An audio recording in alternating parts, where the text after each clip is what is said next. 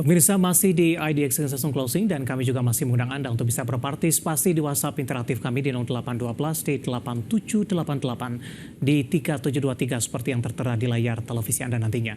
Dan langsung saja kita akan coba lihat saham-saham pilihan yang direkomendasikan. Dapat Anda saksikan grafis di layar televisi Anda pemirsa 4 saham pilihan yang direkomendasikan. Yang pertama ada BRIS, lebih ke arah buy on weakness. Hari ini BRIS mengalami kenaikan yang cukup signifikan. Support dari BRIS di 2.500, resisten hingga ke 2.590. Dan selanjutnya ada BEFIN. Buy on weakness pemirsa 840 hingga 915. MDKA juga rekomendasinya sama. Supportnya di 2350, resisten hingga ke 2.500. Dari batubara ada PTBA. Juga direkomendasikan buy on weakness dengan supportnya di 2.600, resisten hingga ke 2.720. 4 saham pilihan yang direkomendasikan dan lagi-lagi keputusan investasi tetap ada di tangan pemirsa IDX Channel. Kita lanjutkan kembali perbincangan bersama dengan Bapak Tehritia Wicaksana, Technical Analyst MNC Sekuritas. Pak Didit, 4 saham pilihan yang Anda rekomendasikan, kita ke BRIS Pak. Hari ini secara teknikal BRIS-nya naik lumayan kencang Pak. Tadi sempat di atas 5%, meskipun di penutupan sesi kedua penguatan lebih terbatas ke arah 482% dan tadi sempat ke 2620. Bagaimana Anda melihat respon dari investor di sepanjang perdagangan hari ini?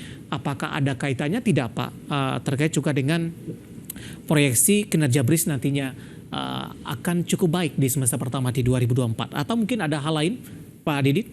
Oke, kalau kita lihat memang secara teknikal pergerakan BRIS saat ini sedang berada di awal fase uptrend-nya, dan hari ini volume pembeliannya juga cukup tinggi ya, di mana memang secara indikator lainnya MACD ini ada potensi untuk terjadinya golden cross dan berada di area positif dengan pergerakan stokastik yang cukup menarik. Kalau kita lihat ini masuk ke area overbought-nya. Nanti tetap cermati sebagai area support nanti di area 2.500 dengan area resistnya yang tadi sempat sudah tertembus ya di 2.590, di mana saat ini penutupan BRIS sudah berada di 2.600. Apabila besok dilanjutkan dengan adanya penguatan dan volume pembelian yang relatif cukup tinggi, meskipun agak lebih rendah dibandingkan hari ini, maka kami perkirakan untuk penguatan BRIS berikutnya ini berada di level 2.700 sampai 2.750, dan kami perkirakan juga hal ini juga terdapat adanya ekspektasi kinerja yang cukup baik dari pergerakan BRIS sendiri dari investor begitu.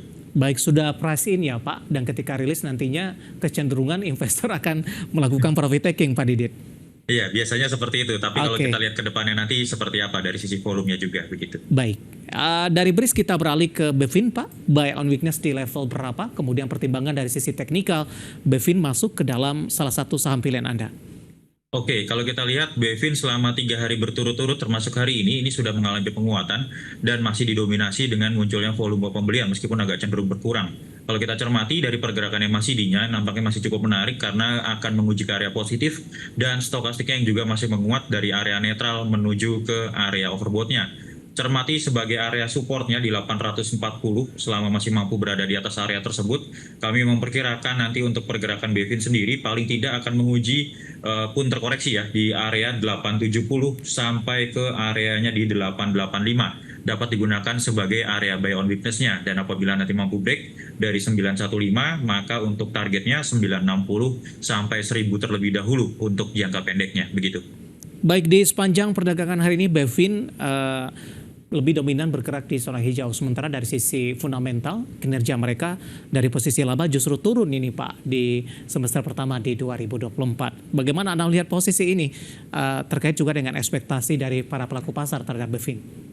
Untuk BEFIN sendiri, kalau kita lihat memang kinerjanya turun, dan kalau kita lihat juga untuk pembiayaan segala macam itu agak cenderung melandai juga. Namun demikian dari sisi teknikalnya nampaknya ada potensi dari double bottom dari si BEFIN sendiri, jadi nampaknya ada penguatan ke depannya seperti itu. Oke, apakah ini juga antisipasi ekspektasi pemangkasan suku bunga Pak? Ya, diperkirakan juga itu akan berpengaruh nanti ke depannya. Oke, kita dari BEFIN beralih ke saham pilihan yang ketiga. Ada MDKA. Hari ini ditutup menguat di 0,82%, 2460. Rekomendasi juga sama, buy on weakness. Analisisnya untuk MDKA. Untuk MDKA sendiri, kami melihat memang masih ada kecenderungan untuk menguat meskipun pergerakannya relatif melandai ya. Dan selama 3 hari berturut-turut ini menguat, ini disertai dengan adanya peningkatan volume pembelian, di mana hal itu juga dapat dikatakan baik ya untuk pergerakan MDKA selanjutnya. Kami melihat dari MACD dan stokastiknya juga masih berpeluang untuk melanjutkan penguatannya. Nanti tetap dicermati sebagai supportnya di 2350. Selama masih mampu berada di atas area tersebut, nampaknya MDKA akan menguji di 2500, dan apabila break nanti cermati area 2540 sampai ke 2620 sebagai target penguatan dari pergerakan MDKA, seperti itu. Baik, hari ini sempat menyentuh level terendah di 2430, level tertinggi di 2480. Kita beralih ke saham pilihan yang terakhir, Pak Didit. Dari batubara ada PTBA, Pak. Analisis dan pertimbangan untuk PTBA. Oke, untuk PTBA sendiri hari ini bergerak menguat ya, dan ditutup di levelnya 2680 disertai dengan munculnya volume pembelian. Kami melihat memang untuk supportnya ini berada di area 2600 untuk PTBA, selama masih mampu berada di atas area tersebut dan tembus dari resistnya di 2720, target PTBA ini 2780 sampai ke rentang areanya 2800. Kami melihat memang MACD-nya masih berada di area positif, namun kecenderungan dari histogramnya ini tidak membentuk adanya higher high baru. Jadi targetnya agak cukup pendek saja, seperti itu. Baik, 4 saham pilihan yang direkomendasikan ada BRIS, BEVIN, MDKA, dan PTBA.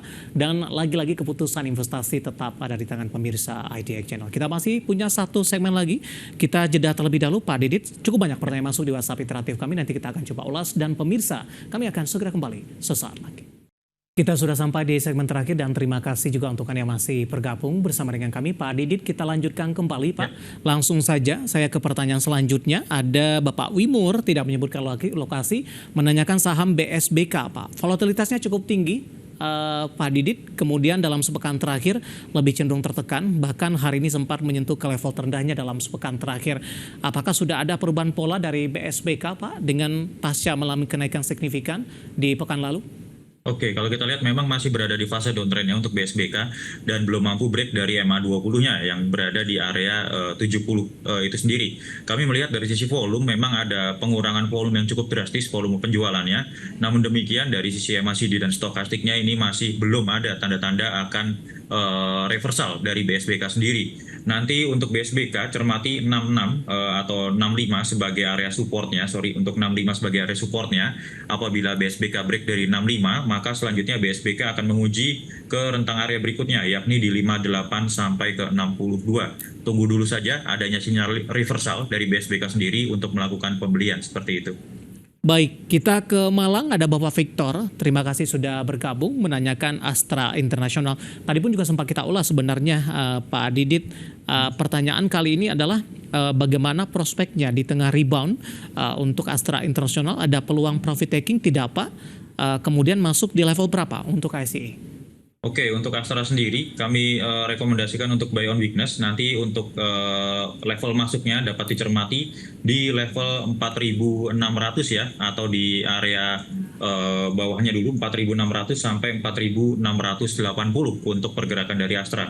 Nanti untuk targetnya dapat dicermati 4.800 sampai 4.860 terlebih dahulu dalam jangka pendek, seperti itu. Baik, kita beralih ke pertanyaan selanjutnya. Ada Ibu Intan dari Riau. Terima kasih juga sudah bergabung menanyakan saham BNGA Pak, Bank CIMB Niaga Tbk. Sudah masuk di harga 18.40. Tampaknya harga penutupan hari ini Pak Didit. Mohon info arah harga selanjutnya untuk BNGA. Sepekan terakhir lebih cenderung tertekan.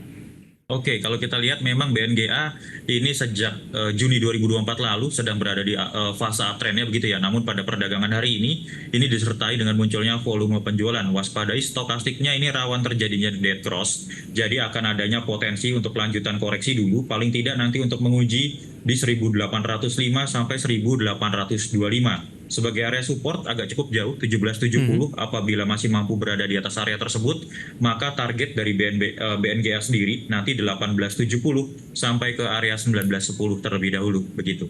Oke, Bapak Felix dari Surabaya menanyakan BBTN Pak.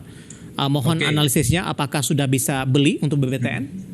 Untuk BBTN ini untuk trading buy terlebih dahulu saja karena level supportnya agak cukup dekat. Kami perkirakan supportnya berada di 1300. Jadi selama masih mampu berada di atas area supportnya tersebut, maka kami perkirakan pergerakan BBTN akan berpeluang untuk menguat paling tidak menguji di 1340 sampai 1370 karena kami melihat memang kedua indikatornya MACD memang masih berada di area positif, namun stokastiknya ini belum menunjukkan adanya tanda-tanda reversal. Jadi cocok untuk trading buy terlebih dahulu. Baik, Bapak John dari Jakarta, untuk Antam Pak, pasca rilis kinerja direkomendasikan buy tidak?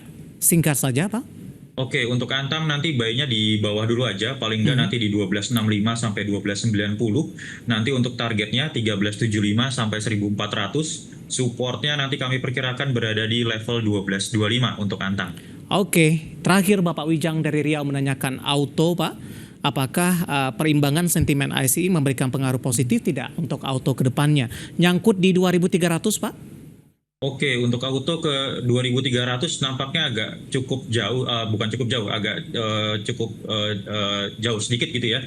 Nanti untuk auto sendiri kami melihat masih adanya tanda koreksi, paling tidak nanti untuk menguji 2170 sampai 2210 terlebih dahulu. Kalau mau average down, tetap perhatikan 2020 sebagai area supportnya. Selama masih mampu berada di atas area tersebut, targetnya dari auto nanti 2400, 2500 dulu, begitu. Oke, Bapak Wijang dari Riau untuk auto dan tampaknya sekaligus mengakhiri kebersamaan kita untuk kali ini. Terima kasih untuk Anda sudah berpartisipasi di WhatsApp interaktif kami dan silakan bergabung bersama kami kembali di waktu dan di program sama di perdagangan hari selanjutnya. Pak Didi, terima kasih, sehat selalu Pak. Ya, terima kasih Mas David, sehat selalu. Baik, terima kasih. Ada Bapak T. Herditya Wicaksana, Technical Analyst MNC Sekuritas. Dan pemirsa jangan lupa saksikan program Market Highlight yang akan tayang pada pukul 16.30 waktu Indonesia Barat. Karena urusan masa depan harus terdepan. Aku investor saham. Saya David Sanovel pamit undur diri. Sampai berjumpa kembali.